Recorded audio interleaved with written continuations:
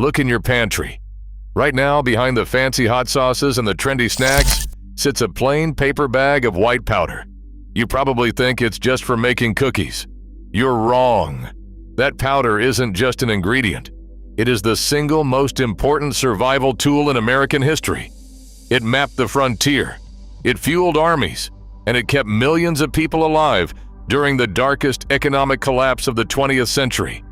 And later, I'm going to show you how the very bag it came in ended up secretly clothing an entire generation. But we'll get to that. For generations, we've looked at flour completely backward. We see it as a baking luxury. But for the people who built this country, flour was dormant energy. Mix it with water and heat, and you unlock instant, portable calories. Here is the truth. Flour wasn't just a baking ingredient. It was the biological and economic infrastructure that allowed America to expand, survive, and industrialize. Take the Oregon Trail. Westward expansion wasn't fueled by sheer willpower or romantic ideals. It was fueled by flour. If you were crossing the plains in the 1840s, the official immigrant guidebooks gave you a strict packing list. The most critical item? A staggering 400 pounds of flour per adult. Why? Because out on the trail, you couldn't rely on hunting. Flour was your safety net. It was turned into hardtack, skillet flapjacks, and thick dumplings cooked over buffalo chip fires. It was dense, cheap, and kept you walking. As people settled, flour became more than an ingredient. It became literal infrastructure. We are taught that early American towns sprang up around gold strikes or railroad stops. But before the trains arrived, geography was dictated by the gristmill. You could not build a town until you had a mill.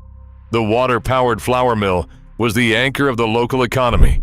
In many settlements, flour acted as a hard currency, traded for labor, lumber, and livestock. By the time the Civil War broke out, flour was weaponized as military technology. The solution? Hardtack. Hardtack was a brutal, moistureless brick made of nothing but flour and water. Soldiers called them ironclads or tooth dullers. They were famously infested with weevils and hard enough to break teeth. But they delivered the raw carbohydrates needed to keep hundreds of thousands of men marching into battle.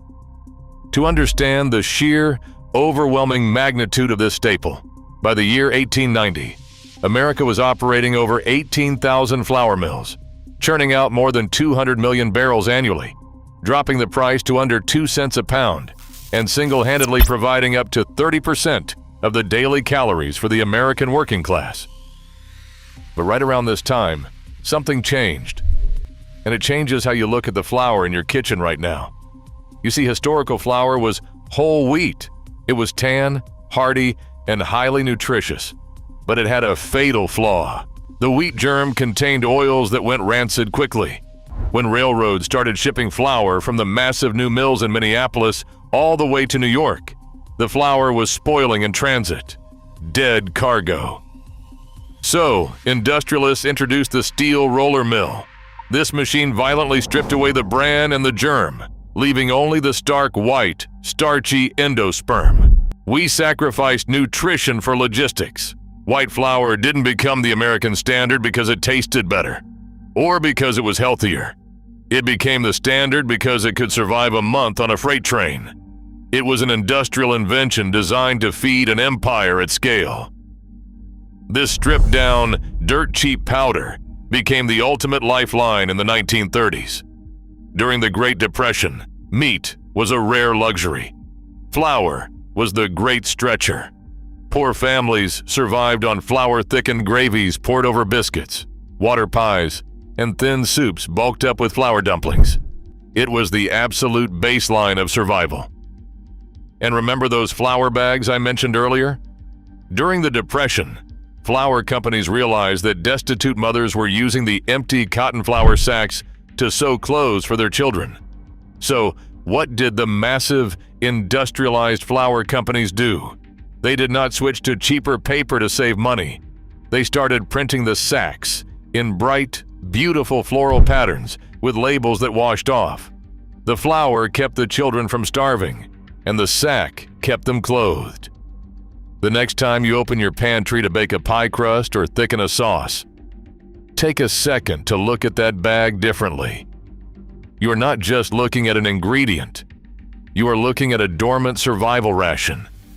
You are holding the pioneer's fuel, the soldier's ration, and the poorest family's lifeline. It is a testament to human ingenuity, how we figured out how to crush a simple grass seed, engineer it to last forever, and use it to literally build a nation.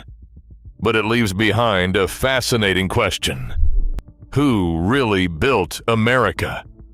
Was it the pioneers who planted the wheat and walked the trails? Or was it the massive industrial mills that stripped the nutrients out of our food just to make it last longer on a train? Is the white flour in our pantry a triumph of survival or the beginning of our highly processed modern food system? Let me know what you think in the comments below.